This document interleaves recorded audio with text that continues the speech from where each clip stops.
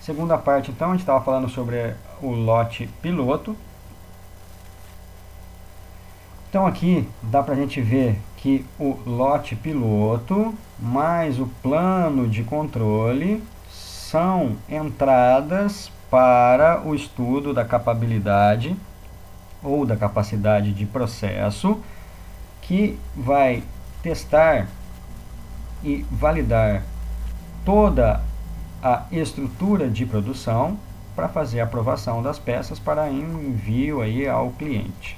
Então aqui você tem as entradas desta fase e a saída dessa fase. Essa aqui, ó, em verde, é a fase 4 daquelas macrofases, que são 5 lá, planejamento até a retroalimentação.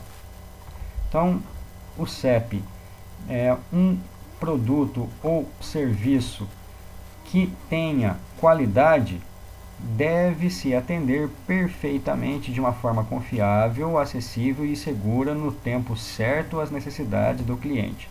Então, para assegurar isso aqui, todo o controle é feito com base no processo e de uma maneira estatística. Então, basicamente, cada produto, independente do produto, possui um número de elementos que, em conjunto, descrevem a sua adequação ao uso, ou seja, eles são adequados para aquele tipo de aplicação.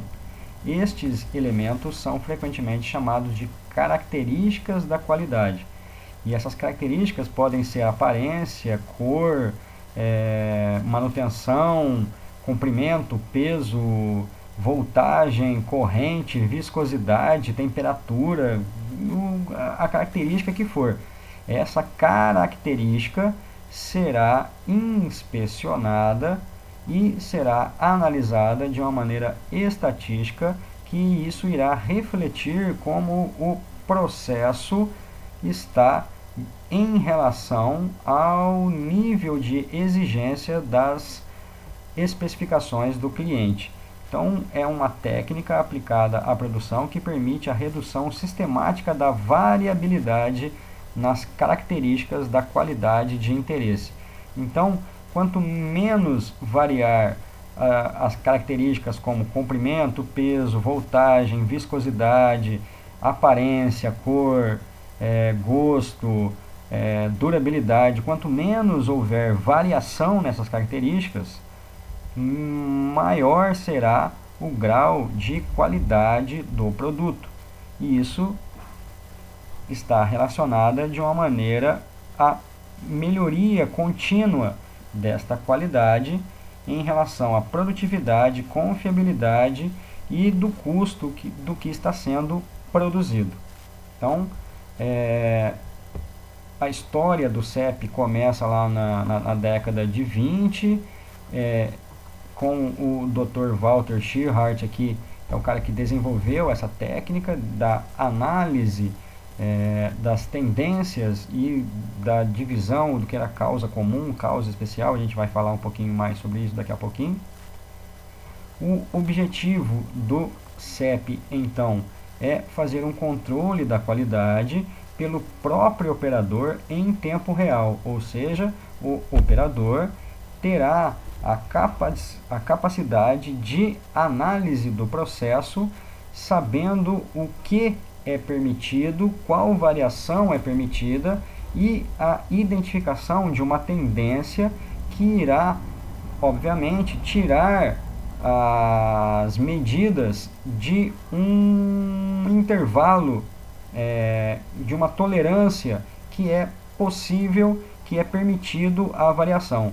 Caso este intervalo de variação seja extrapolado pelas medidas, o próprio operador tem a condição de identificar o que está acontecendo e tomar uma medida preventiva, fazendo com que a ação seja corretiva assim que o problema aconteça, e isso gere, obviamente, uma melhoria do sistema inteiro de produção. Então, o objetivo do CEP é controlar a qualidade, controlar o processo visando sempre melhorias do processo de fabricação. Então, essa é a definição do CEP, a análise do processo, identificando a sua variabilidade e possibilitando o controle dessa variabilidade ao longo do tempo, através de uma coleta de dados contínua, análise desses dados e bloqueio das causas ou das possíveis causas especiais que estejam tomando o sistema instável. Então, se detecta qual a causa da instabilidade para que as causas especiais sejam identificadas e o problema não volte a acontecer novamente. Então, o sistema de controle do processo tem 4 elementos fundamentais: o processo em si, as informações do processo, as ações sobre o processo são orientadas sempre para o futuro, e as ações sobre o produto, que são orientadas para o passado.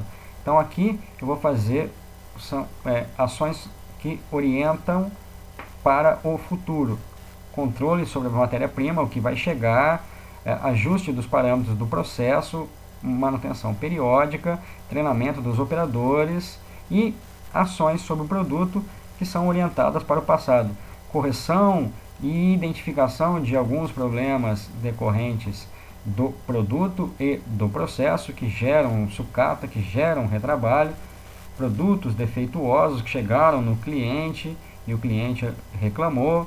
Algumas dessas coisas que estão no passado já aconteceram, são ações corretivas. Então, a variabilidade então está sempre presente de uma maneira ou de outra, só há uma divisão entre causas comuns e causas especiais.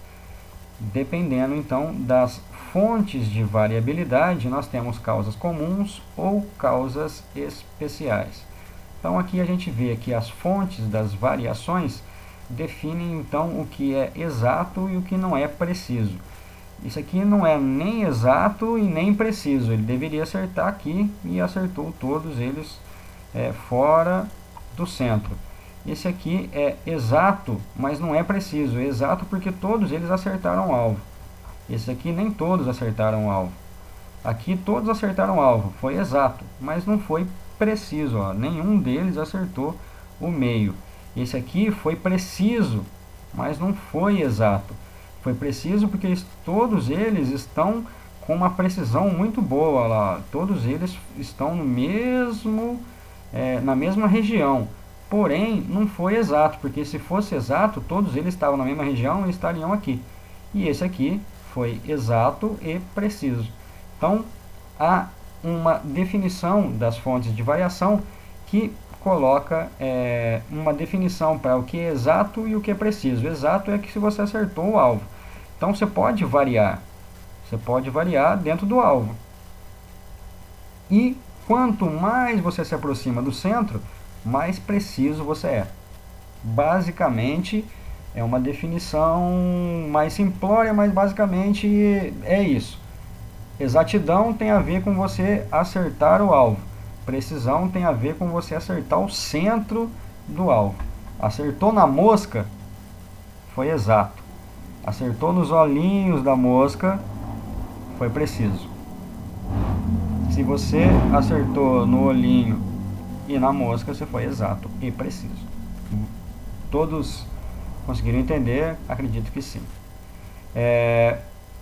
Gerenciar um processo, então, o controle estatístico do processo é reduzir a sua variação. E esta variação se dá localizada ou se dá caracterizada através da localização, da dispersão ou da forma. Vamos ver a variação disso aqui no gráfico. Aqui as medidas de um conjunto cujas peças variam de uma para outra. Então nós temos aí a medida de variação de uma para outra. Aqui é uma distribuição chamada normal.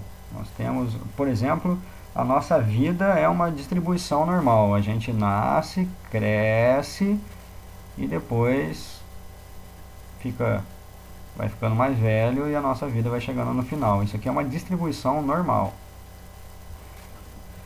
E aqui nós temos uma variação em relação à localização, à dispersão e à forma. O que significa isso? Localização, pode ver que há um deslocamento da curva em relação ao centro. Isso significa que houve um deslocamento. Se eu fizer aqui um ajuste no processo, eu trago esta curva para cá, para o centro, que é onde ela deveria ficar. Isso aqui é uma variação de localização. Essa aqui é uma variação de dispersão. Eu tenho que trazer esses pontos para mais perto do centro, para ficar mais próximo dessa curva em verde mais escuro aqui. E aqui uma variação de forma. Pode ver que houve aqui uma variação muito maior aqui destes dados do que destes dados aqui. Então houve uma variação de formato, por exemplo. Aqui a diferença entre causas comuns e causas especiais. Referem-se às causas comuns muitas fontes de variação dentro de um processo estatisticamente estável ao longo do tempo. Isto é chamado sob controle estatístico do processo. Quando nós temos um processo dito sob controle, ele está apenas com variações referentes às causas comuns. Vamos dar um exemplo aí. A energia elétrica que a gente recebe em casa, ela é fornecida como um produto. E como um produto, ela tem uma variação. Esta variação é uma variação que é uma variação normal. Porém, esta variação não é muitas vezes percebida por nós. É uma variação normal e é uma variação que não prejudica o fornecimento, não prejudica o resultado. Esta variação é uma variação que é chamada de variação comum ou causas comuns. Isso significa que quando o processo varia somente denominado causas comuns, como a causa dessas variações, o processo é chamado de sob controle estatístico. Se só as causas comuns estiverem agindo, estiverem presentes, o resultado torna-se previsível. Então, é uma soma de coisas que vão fazer com que se tenha variações. E isso significa que estas variações não interferem diretamente no resultado. São variações que eu conheço, são variações que são comuns. Isso significa que as causas especiais são variações que não são as variações comuns. Alguma coisa aconteceu fora do comum, fora do normal, que fizeram com que esta variação que eu já sabia que era comum, fez então que os dados referentes aos estudos do processo indicaram uma tendência aos pontos saírem dos limites de controle. Se as causas comuns estão atuando no processo, eu preciso intervir no processo e recolocar o processo dentro das variações das causas comuns. Eu preciso fazer melhorias e identificar aqui como identificar a causa e eliminar esta fonte de variação. Eu vou fazer um intervalo e vamos para o terceiro vídeo.